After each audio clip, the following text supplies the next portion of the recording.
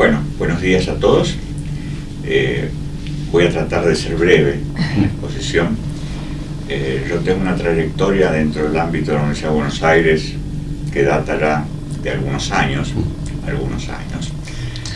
y realmente la experiencia que puedo transmitir a aquellos que van a escuchar la exposición que voy a realizar dan cuenta un poco de las etapas que posiblemente me ha tocado vivir.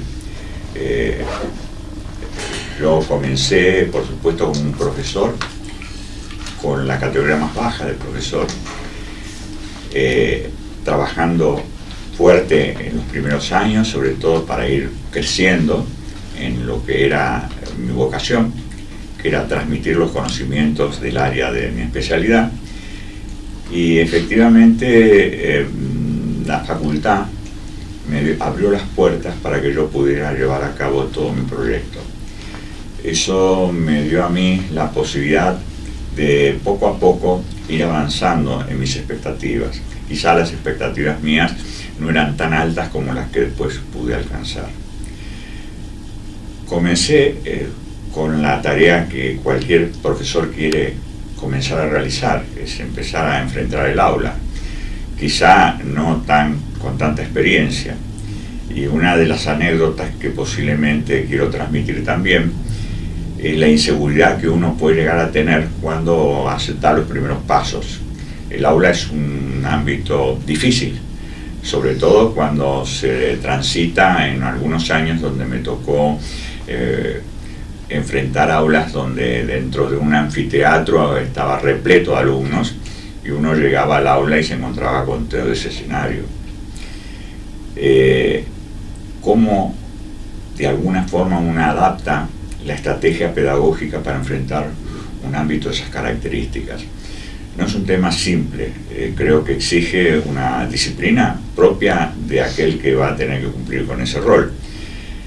Así que, bueno, la primera vez que me tocaba enfrentar el aula se encontraba enfrente de la sala de profesores, en un anfiteatro, donde realmente la cantidad de alumnos que estaba era el doble de la que correspondía al aula.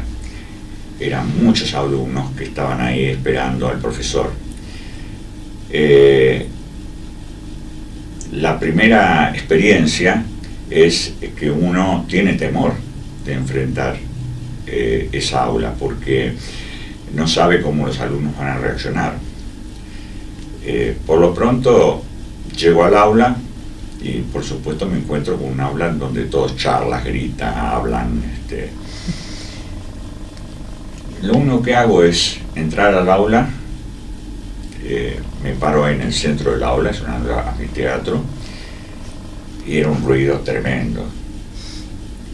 Me paro, no digo nada, los miro a todos los alumnos.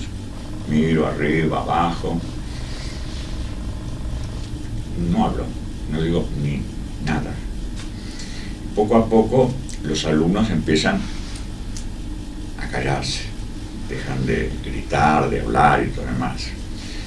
Hasta que el último alumno no se calló, no comencé.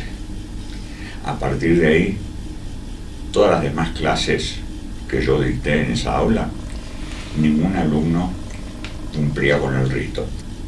Y eso fue por ahí, por el año 86, 87, más o menos esa época.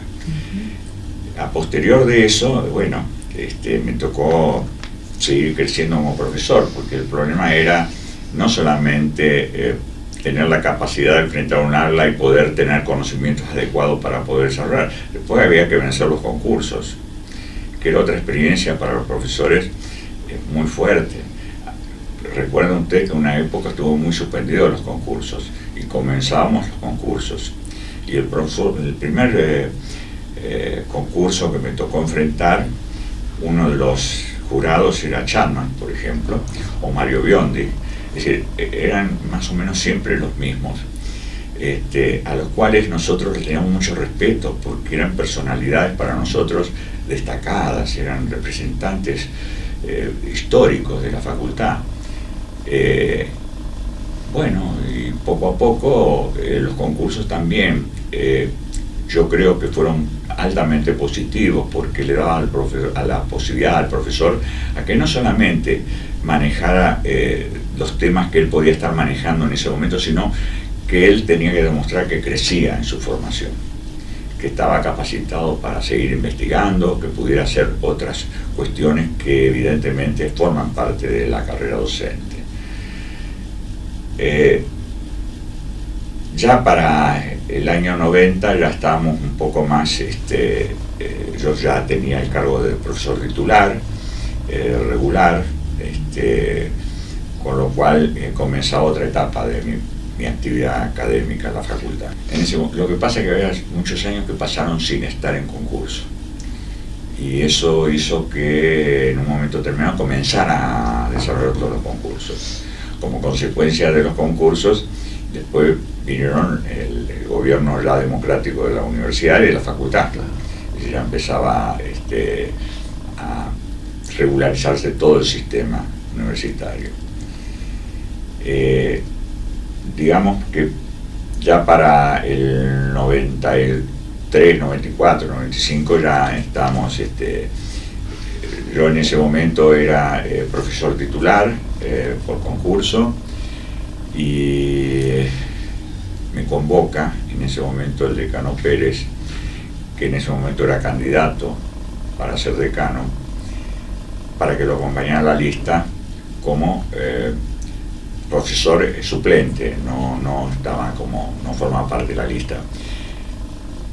Pero en alguna medida él me anticipaba que si teníamos éxito en la elección, él tenía interés de que yo tuviera una secretaría, posiblemente la secretaría de posgrado. Así fue. Fue poco tiempo, porque a posterior de eso me llama el decano en una oportunidad para comentarme de que él quería que yo fuera secretario académico de la facultad. Por supuesto, me sorprendió la decisión que tomó. Yo alguna experiencia tenía de secretaria académica, pero me sorprendió porque la persona que en alguna medida estaba en ese momento era un hombre al cual yo conocí y le tengo mucho respeto, y era Sapeninsky. Claro, en ese momento era un desafío también para mí, y posiblemente para el decano. Y eso fue en 97, creo que fue más o menos. Sí, fue, claro, porque después estábamos en la reforma del plan de estudio. En el 97, cuando comenzó la reforma del plan de estudio, que había comenzado antes que yo llegara a la secretaria académica, pero que aparentemente no lograban articular las relaciones entre los alumnos y los profesores en cuanto a los reclamos de los profesores, en la forma en que debía reformarse sus materias para integrar el nuevo plan de estudio, todas esas cuestiones que cualquiera de aquellos que trabajamos en una reforma del plan de estudio es un tema complicado, porque el primer problema que uno tiene que enfrentar es convencer a los profesores que eso le va a dar más prestigio a él también. Algo que solamente lo va a perjudicar, que le va a dar más trabajo. Sí, es verdad, le va a dar más trabajo, pues tiene que cambiar los libretos, y eso forma parte de la reforma del plan de estudio. Bueno, finalmente llegamos a un acuerdo en ese aspecto. Sapeninsky pasaba a formar parte del secretario de posgrado y yo integraba la secretaría académica. Y bueno, lógicamente, como yo sabía que iba a enfrentar otro escenario, ya no era un escenario de lanzar un programa de posgrado y tratar de convocar a gente para que lo hiciera el posgrado, ya era tratar con los profesores y con los alumnos, cosa que los escenarios son absolutamente diferentes. A todo eso, en ese momento que Pérez me informa acerca de la decisión que él quería tomar, estaban hechos todos los acuerdos, lo único que me faltaba era reunirme con los alumnos, porque si bien uno de alguna forma sabe que la autoridad de un profesor puede estar por encima de lo que un alumno puede exigir, yo creo que en una universidad en donde ya la gente que está con nosotros son adultos, los alumnos tienen mucho poder y vale que lo tengan, porque en definitiva ellos luego están expuestos a los procesos de enseñanza-aprendizaje a los cuales nosotros sometemos. La relación alumno-profesor debe ser profunda, sin quitarle espacio en lo que cada uno tanto los alumnos como los profesores tienen como autoridad. Es decir, y eso fue lo primero que instalamos, una buena relación con los alumnos, que era importante, y después respetar a los profesores. Aquellos que ya venían con muchos años, que no tenían muchas ganas de hacer modificaciones a sus planes y todo demás, con lo cual nos exigió hacer todas las semanas reuniones con los profesores, con los departamentos, cada departamento. Y aparte, a su vez, teníamos reuniones con cada departamento en particular, con sus respectivos profesores. Los alumnos en general, si en alguna medida ellos participan y le damos, le damos espacio para que ellos planteen las problemáticas que ellos de alguna forma quieren ser respetados por lógica, por lo que corresponde a su función de tal, lo podemos llevar adelante. A veces lo más difícil son los profesores. Veníamos con un plan que hace años que no se modificaba, con programas que estaban ya desactualizados. Reconozcamos que a veces los profesores por naturaleza nos gusta mucho usar los mismos materiales que usamos en diferentes oportunidades que tenemos en la clase, pero el error es ese justamente. Si yo creo que los planes de estudio se tienen que renovar hoy, yo diría todos los años. Con la dinámica de cómo avanza la disciplina, es imposible pensar que un plan de estudio puede durar más de un año. No un plan de estudio, perdón, disculpen. Contenido de las materias que integran el plan de estudio, porque un plan de estudio requiere que cambie una disciplina totalmente, entonces yo tengo que enfocar un nuevo programa, tengo que poner un nuevo programa y discutir eso. Yo creo que eso la Universidad de Buenos Aires lo ha logrado muy bien, por eso hoy hablan de la Universidad de Buenos Aires y todos señalan lo que representa la Universidad de Buenos Aires.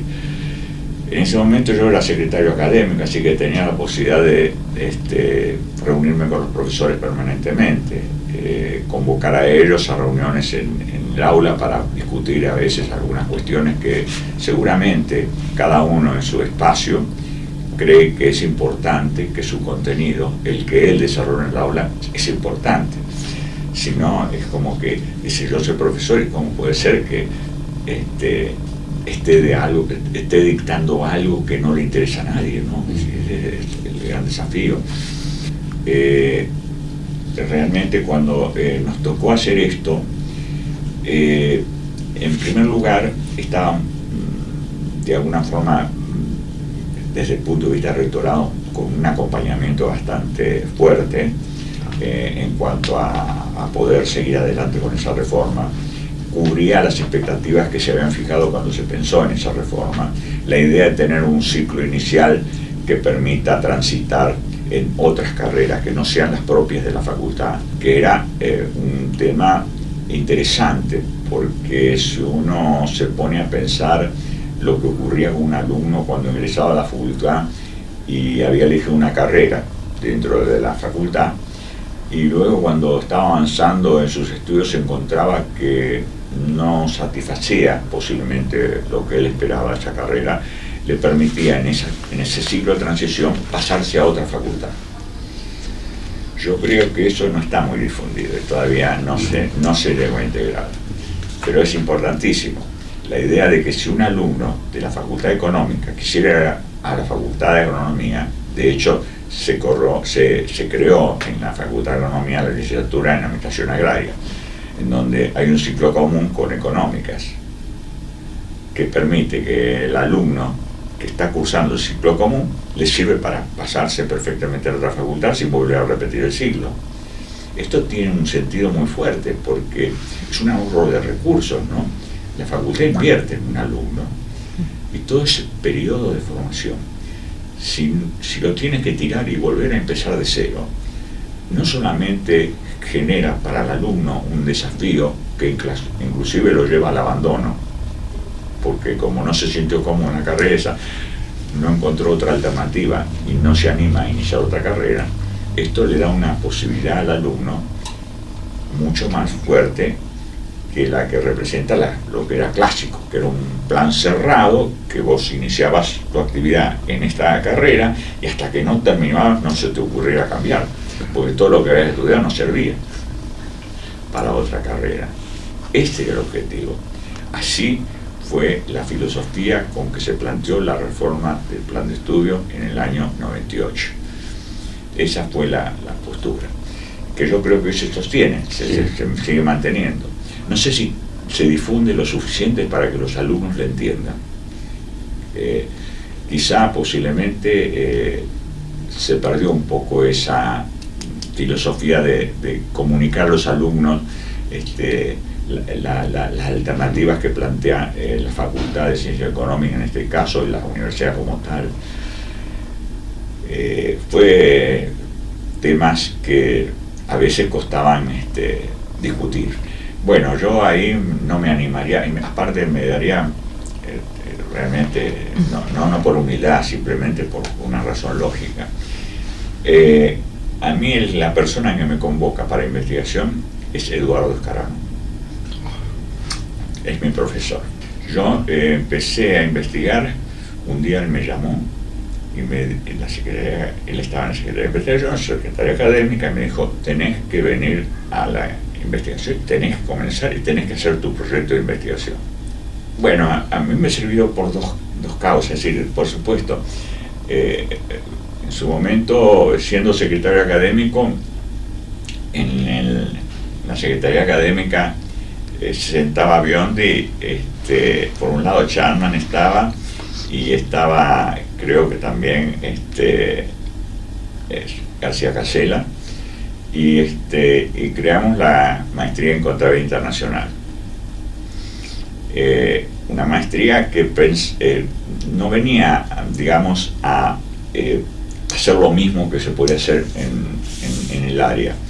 La idea era producir una maestría que traspasara la barrera de la universidad, que pudiera comunicarse con otras universidades, que cualquier alumno de otra universidad podía cursar la maestría. Para ello íbamos a utilizar las normas internacionales de contabilidad que se usan en el mundo, que posiblemente tienen diferencias respecto a las normas locales, las normas que también se utilizan acá en nuestro país. Porque las normas locales es la que da la carrera de grado. La carrera de grado ya le da las normas locales. Con lo cual la maestría en Contabilidad Internacional lo ubicaba en un plano diferente, absolutamente diferente. Es así que acordamos más o menos todos los módulos que iban a integrar la maestría, y entonces Mario Biondi me pregunta qué materia iba a dictar yo. Y le dije, lamentablemente no voy a dictar ninguna materia. Yo voy a ser alumno de la maestría. No fue fácil. No fue fácil. Pero bueno, logré finalmente concluir y obtener el título de Magíster en Contabilidad Internacional. Ligado a eso, vuelvo otra vez a la figura de Escarano, porque me dice, bueno, pero si vos investigás tenés que tener un proyecto de investigación. El proyecto de investigación tenemos que acreditarlo y todo lo demás. Y bueno, así nació también el tema del doctorado. Bueno, pero si hiciste la maestría, ahora te falta el doctorado. Era una carrera sin tregua, ¿no? Acá no te planteaban nada fácil, era todo difícil. Y finalmente obtuve mi doctorado.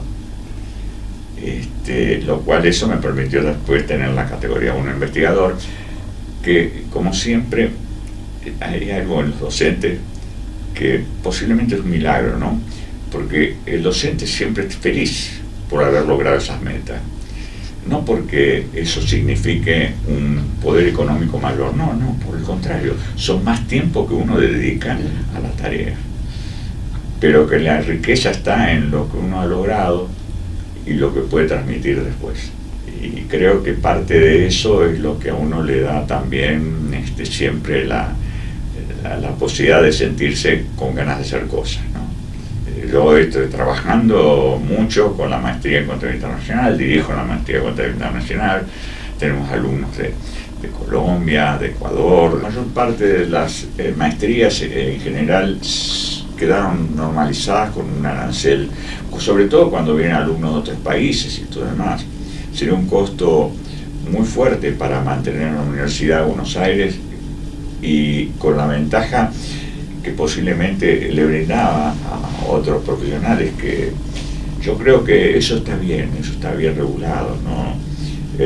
Se dan becas, por supuesto, se tratan profesores de la casa que van a cursar la maestría, posiblemente ahí se da beca para que pueda efectivamente capacitarse, porque es un recurso docente para la universidad. Eso me parece válido, eso es absolutamente válido.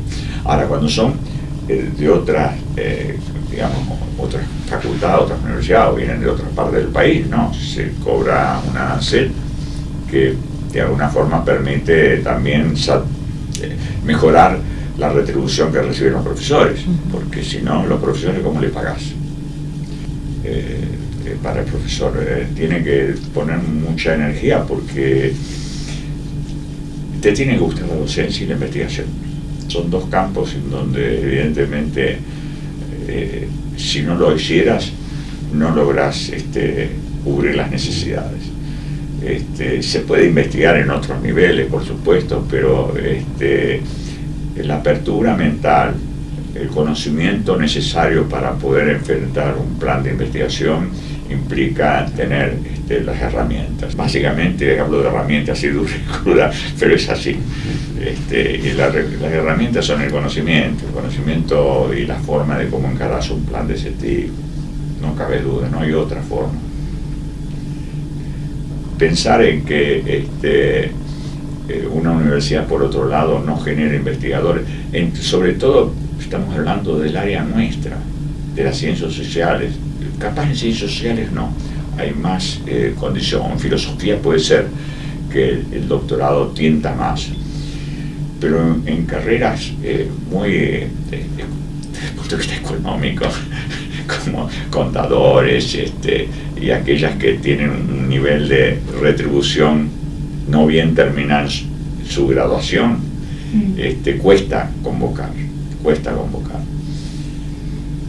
Lo único que yo pienso es que aquel que va a dedicarse a la investigación, sí, el doctorado es una necesidad, en definitiva te abre una ventana que es muy superior al conocimiento que te da el grado y el posgrado, ¿no es cierto? El posgrado, imagínense que soy director de una maestría que técnicamente el que viene a cursarla lo que piensa es que al final de la maestría va a ganar más dinero cuando va a ejercer su profesión. En cambio, en el doctorado la experiencia es diferente.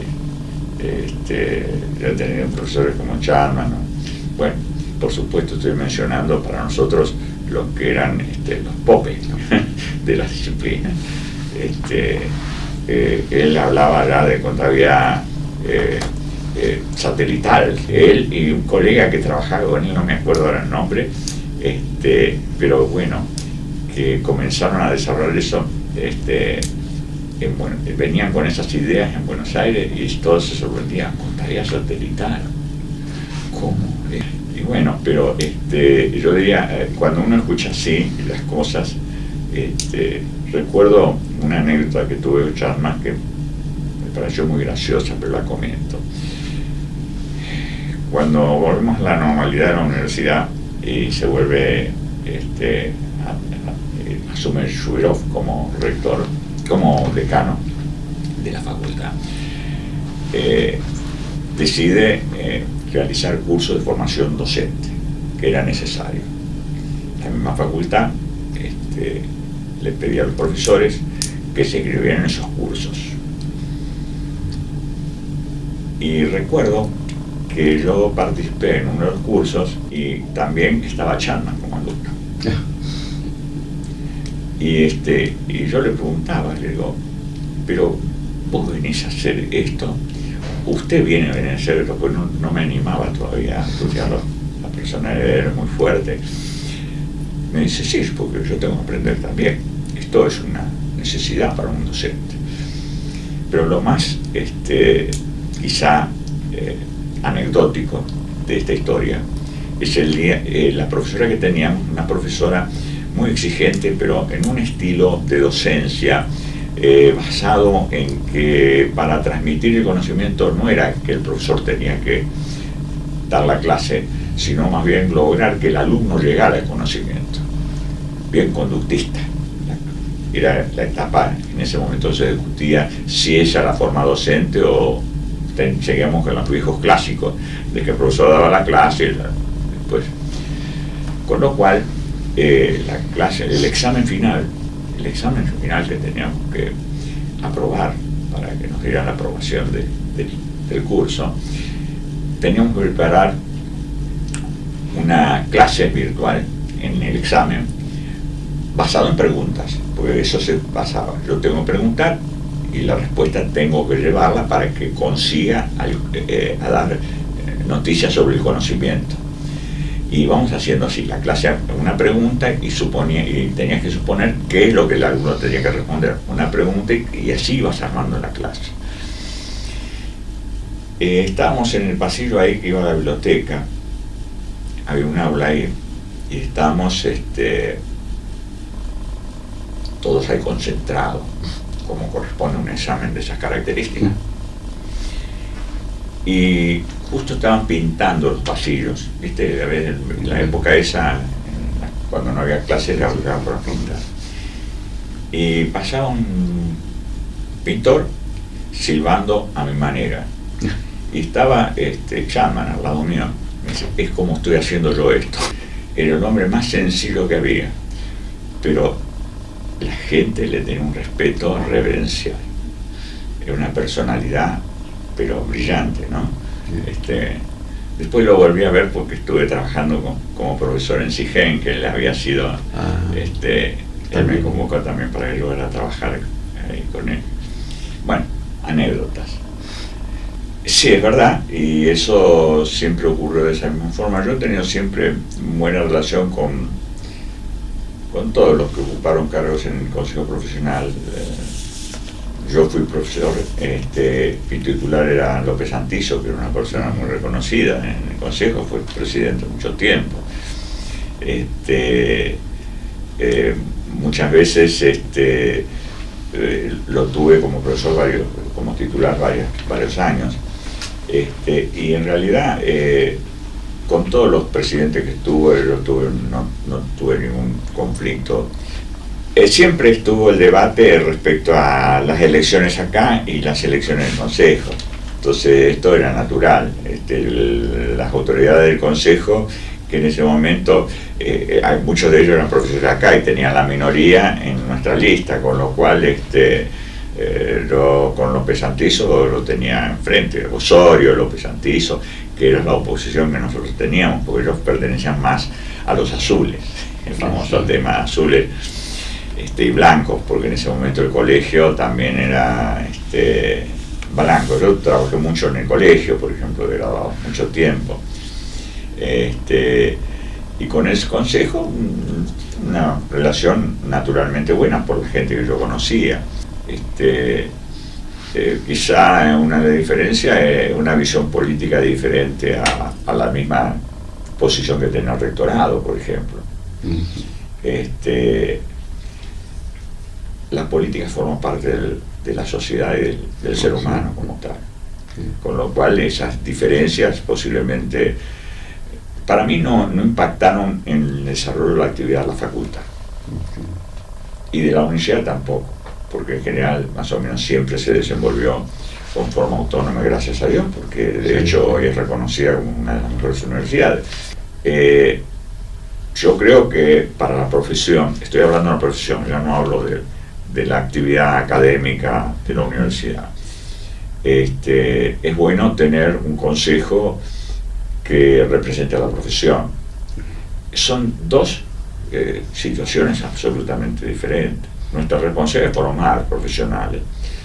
Luego los recogen los consejos donde los profesionales tienen que matricularse y tienen que pelear políticamente. Para mí son dos visiones diferentes. Por supuesto, siempre va a existir eso, ¿no? Porque cada vez que hay elecciones se presenta en un momento determinado la lista azul con la lista blanca y bueno, la lista naranja y así, por eso todo naranja. Son dos. Yo nunca quise participar integrando listas del consejo. Me sentía como que, posiblemente por mi forma de pensar, yo estoy en la universidad formando gente, qué sé yo, y me parecía como que me metía en un ámbito que en alguna medida no me entusiasmaba, ¿no? Que era el más profesional. Si bien soy profesional, estoy matriculado, trabajo en la profesión, pero bueno, es una cuestión personal. Es una cuestión personal. Una profesión fuerte hace bien para el profesional, por supuesto, que es el ámbito donde él va a desarrollar su actividad profesional. Una vez que se recibe, se tiene que matricular, con lo cual eso le va a permitir a él desarrollar su actividad, y un consejo fuerte que sepa ser respetado por la sociedad como tal está también en la forma en que los consejos se manejan, ¿no? Yo seguiré pensando que lo ideal es que un profesional se reciba acá, que quiera el grado, que siga estudiando, que siga una maestría, que siga capacitándose para estar siempre actualizado. Esa es mi visión, por supuesto. El que actúa en política generalmente tiene otra visión diferente, no le interesa capaz tanto eso, se ocupa más de ver cómo puede administrar la profesión. Son dos ámbitos totalmente diferentes. Yo creo que en todos los lugares los vices a veces pueden ser molestos para la conducción. Sí. Lo cual en una etapa yo llegué a vicedecano cuando todavía estaba Pérez, y de Batín, después de Grossi. Y a veces esa relación no es la misma, ¿no? Posiblemente con Pérez, porque Pérez me conocía a mí, y en alguna medida lo que yo podía resolver en la función que estaba, él lo aprobaba y sabía cómo yo trabajaba. Y después entra la política también, lo cual no es malo. A veces uno habla de la política como diciendo esto es malo. No, la política es necesaria, al contrario, es el que permite establecer la relación de las personas. Y sin política no existiría, no hay formalidad para transitar nada. Los cambios, es que todos hacemos política dentro de nuestro ámbito, hasta el más pequeño. Las cosas se producen en la medida que se discuten, se debaten, y eventualmente en qué medida logramos con eso avanzar en un proyecto. El problema es cuando el proyecto no te entusiasma. Cuando llega un momento que vos ves que es lo que estás haciendo en la función no es lo no que es. Entonces, ¿qué es lo que en alguna medida me gustó mucho más a mí? Seguir en lo que siempre hice. Claro. Volver al académico. Muy bien. El otro es un cargo político. Afuera de ser sincero, ser vicedecano, ser decano es un cargo político. Es importante que ese cargo sea ejercido por una persona académica, sobre todo si estamos hablando de una universidad, porque le puede traer ventajas competitivas, le puede traer la capacidad que puede tener para desenvolverse en un ámbito complejo como la sociedad puede estar cambiando, cómo hacer introducir los cambios. Es importante, fundamental, y eso es político. Exige un político fuerte con capacidad para el cambio. Lo académico tiene otro ámbito de discusión. Sí, lógicamente que todo cambio implica, toda crisis implica un cambio. Personalmente yo transité una etapa primaria, la salida de Pérez, la llegada de Cherbatín, en donde yo era secretario académico en ese momento, y bueno, ya cuando se hizo la nueva elección y asume De Grossi, es cuando yo asumo como vicedecano. Y si bien quizá mi relación siempre yo siempre fui socio del colegio, soy veterano del colegio graduado, dicté muchos años cursos en el colegio de graduados.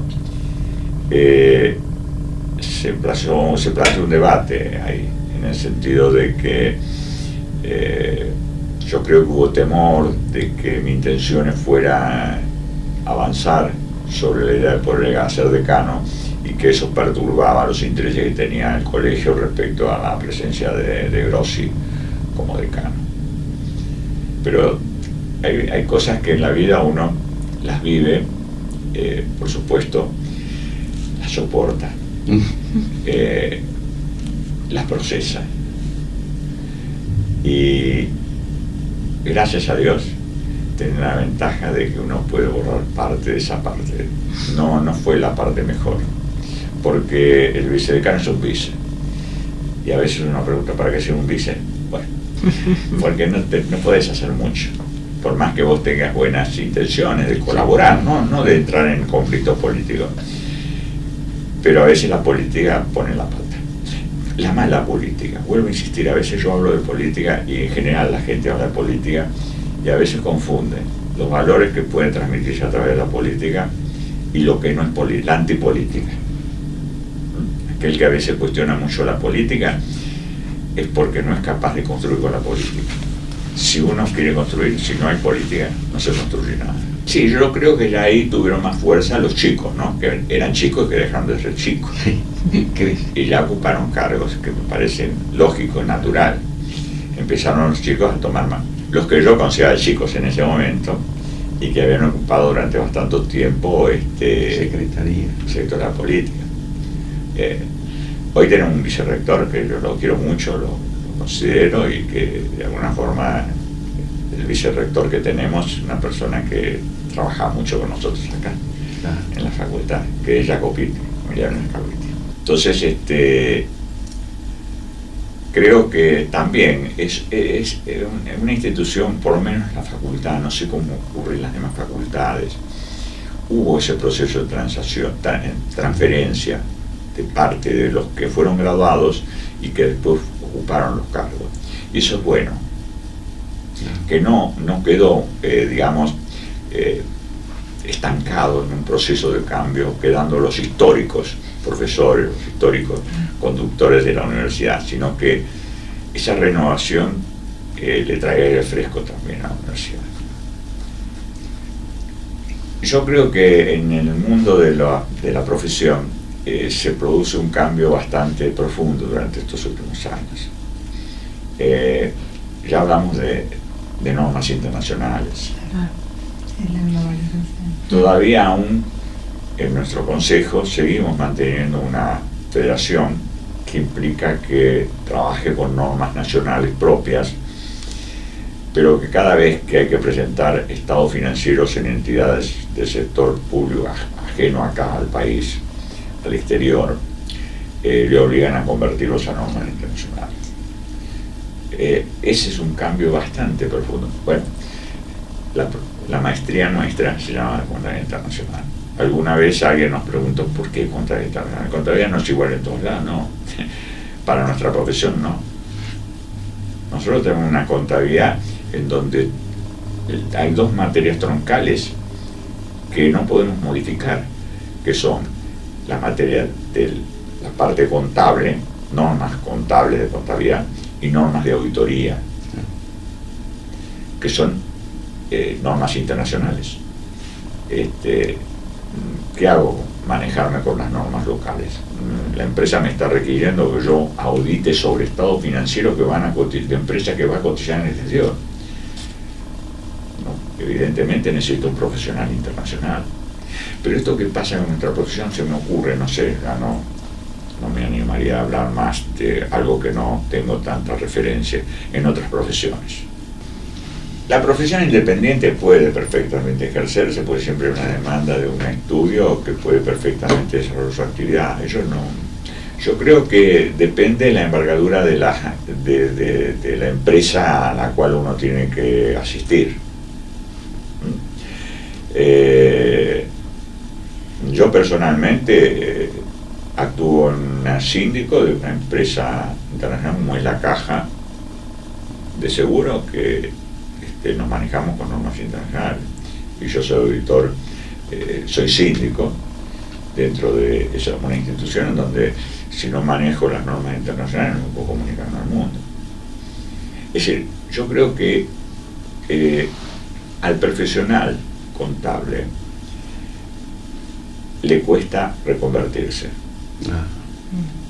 Eso suele ser, no me voy a meter de los temas que manejas vos. La gente cree que cuando terminó la carrera, con eso terminó, nunca más va a tener que volver a una facultad. El conocimiento es más obsoleto, más rápido que la vida humana. Con lo cual, o te capacitas o quedas fuera de carrera. Y en la profesión pasa exactamente eso. Nosotros tenemos en la maestría esas dos troncales, pero tenemos ya contabilidad social, balance social. Son nuevos modelos que antes el contador lo ignoraba. Tengo que trabajar en una empresa en donde tiene que elaborar el balance social, un hospital, cualquier tipo de organización social. Yo creo que esto es lo que ya ahora está instalado en el mundo. La globalización nos lleva a eso. El profesional, por alguna razón, no tiene que mudarse, no puede vivir acá, tiene que irse a otro país. Si él adquiere ese conocimiento, no va a tener ningún problema en insertarse en el mundo. Y ese cambio lo puede hacer porque es la Universidad de Buenos Aires, porque es otro título que vale muchísimo. Donde vaya el profesional con el título de la Universidad de Buenos Aires, se le abre las puertas. Se le abren las puertas. Yo no sé si todos lo pueden evaluar o lo sienten como yo lo estoy señalando, pero es así. La Universidad de Buenos Aires ha logrado desarrollar una tarea a través de sus profesores, a través de todo lo que hace en relación a la formación, que es increíble en cualquier parte del mundo. Lo cual creo que a veces esas cosas que nosotros antes nos quedamos más con chiquititos, ¿no? Con lo que no, nadie se terminaba la carrera y bueno, ya no tengo que estudiar más, no tengo que hacer más nada. No, para nada. Para explicártelo, te doy un ejemplo. Dentro de la carrera de Contabilidad Internacional, yo dicto un módulo que se llama Información Prospectiva. ¿En qué consiste el conocimiento que tratamos de desarrollar nosotros en la materia? Aquel que toma decisiones requiere de los estados financieros de una empresa. En general, los estados financieros se preparan anualmente. Supongamos que una empresa cierra ejercicio en diciembre, bueno, en marzo la asamblea accionista aprueba el balance y ese balance es el que se publica y llega a manos de aquellos que lo requieren. Yo te pregunto a vos, ¿te sirve hoy en Argentina o en cualquier parte del mundo tomar decisiones con un balance que cerró en marzo y que estamos hoy, esta fecha? Evidentemente no, porque cambia cada rato el escenario, cada rato. Y justamente lo que nosotros estamos planteando en este desarrollo del módulo que nosotros hacemos es cómo debemos preparar un balance al cierre del próximo ejercicio. Si acompañar el estado financiero del cierre con un balance que me diga cuál es la situación al cierre del próximo ejercicio, cosa que el usuario tenga respuestas concretas respecto a cuál va a ser la situación de esa empresa el cierre del próximo ejercicio.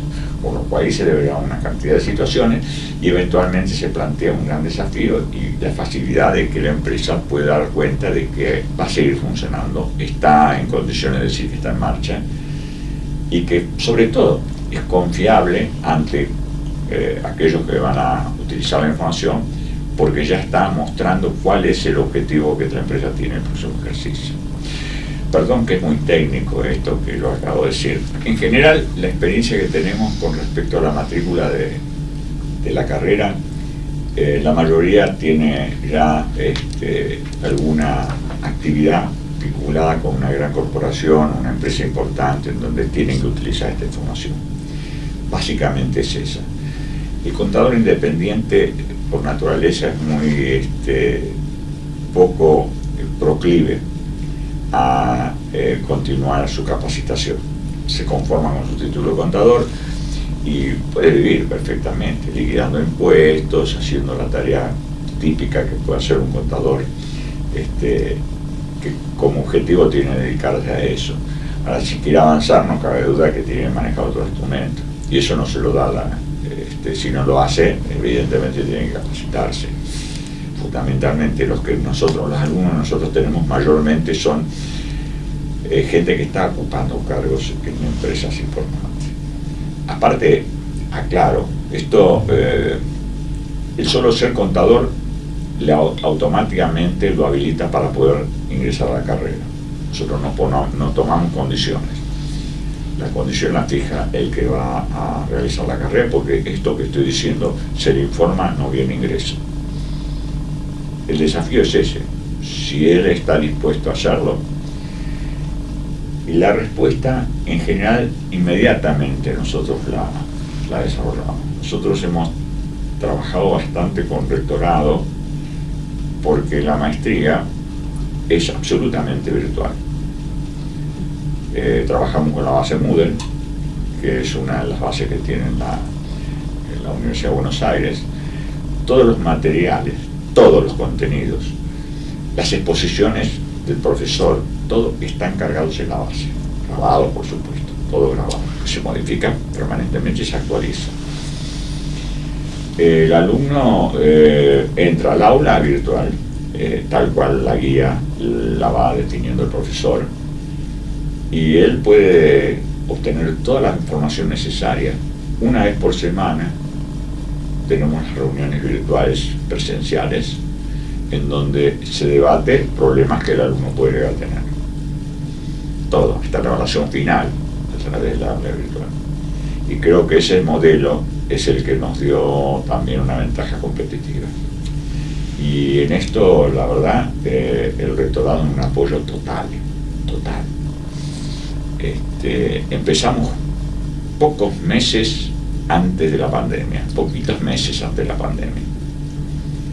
Y bueno, nos exigió un esfuerzo muy grande en la capacitación de los profesores, porque todo eso que yo cuento, que parece sencillo, implica una tarea muy fuerte para el profesor, muy fuerte. Está todo, la bibliografía, el alumno puede meterse al aula en el momento que él quiera, cuando tenga el tiempo necesario, no requiere que sea un horario determinado, trabaja sobre la base, se trabaja por supuesto formando grupos de 4 o 5 profesionales por cada uno de esos grupos, para que ellos debatan en el grupo, preparen un trabajo en conjunto como grupo. Después las evaluaciones finales son individuales, pero todo el trabajo se hace con mucha dinámica de grupo y con consignas bien estructuradas, ¿no? Porque la base de eso es algo que tenga esfuerzo necesario para que la persona que está cursando aprenda. Es bastante parejo. Yo tengo alumnos de Ushuaia, tengo alumnos de Mendoza, tengo alumnos de Jujuy, de cualquier parte del país, tengo alumnos de Colombia, tengo alumnos de Ecuador. En un momento determinado teníamos bastante de Perú. Ahora con Perú, con todos los problemas que tienen, se achicó un poco. Tengo también, no sé si ahora tenemos, pero tenemos alumnos de México también. Es increíble. Estamos llegando a lograr un buen desarrollo también al exterior. Es que la Universidad de Buenos Aires es un espejo que todo lo mira. Estamos trabajando ahora con la actualización de los informes que hay que presentar a CONEAU para validar, por ejemplo, de la maestría presencial, ¿no? La maestría virtual es más nueva, así que todavía no estamos en proceso de evaluación. Hay otras de contabilidad y auditoría. Lo que ocurre es que, por ejemplo, la maestría de contabilidad y auditoría la creé yo en Entre Ríos.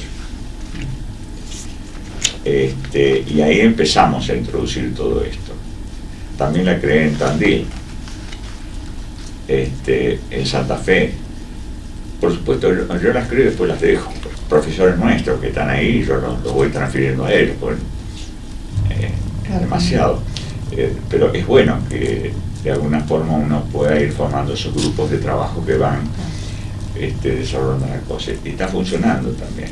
Pero en esos casos son presenciales totalmente, ¿no? En un momento determinado se había establecido una muy buena relación con la gente de Colombia, con el Consejo Profesional de Colombia, donde vino un representante de la gente de Colombia a pedir que querían trabajar con la Universidad de Buenos Aires y todo demás.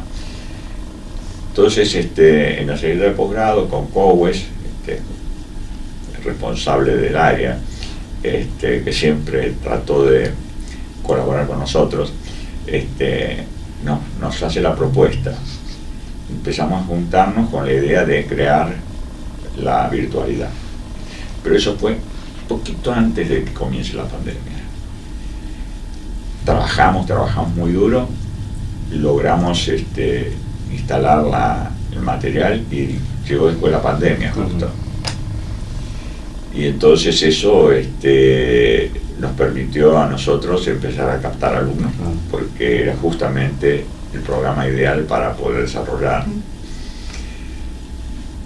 De todas maneras siempre se habla de volver a la presencial, pero con alguna variable, porque el posgrado, a diferencia de lo que ocurre en el grado, la mayor parte de los profesionales trabajan, y a base de venir acá a un horario de 7 de las 19 horas hasta las 22, 23 horas, le genera un conflicto familiar y conflicto personal.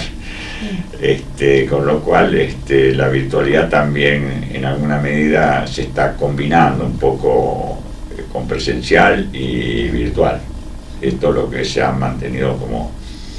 Ahora, si yo tuviera que recomendar hoy a un profesional cuál es la mejor forma de desarrollarse, yo creo que la virtual no presencial es mucho más útil para un profesional. Porque el profesional se mueve en su estructura. A veces he tenido que pedirle a un alumno que está manejando y que apague la cámara y que maneje, y cuando llega a un lugar atienda la clase. Pero hay gran responsabilidad de la gente que se inscribe a una maestría. Porque la verdad, ¿de qué le vale a él si se anota una maestría y no va a la clase? Y zafar nada más, no tiene mayor sentido. Entonces uno ve cómo se preocupan, ¿no? Es increíble. De todas maneras, claro, en la virtual, en esa normalmente son reuniones que nosotros por ahí las formalizamos con tiempo para que cada uno tenga su agenda y sepa que ahí sí exigimos que esté en un aula, esté en su casa con la pantalla abierta y con la forma de poder dialogar. Hoy pensar de que vale con el título de grado ya se ha superado. No podemos quedarnos con el título de grado, porque la sociedad cambia, todas las disciplinas avanzan, ¿no? Todas las disciplinas avanzan.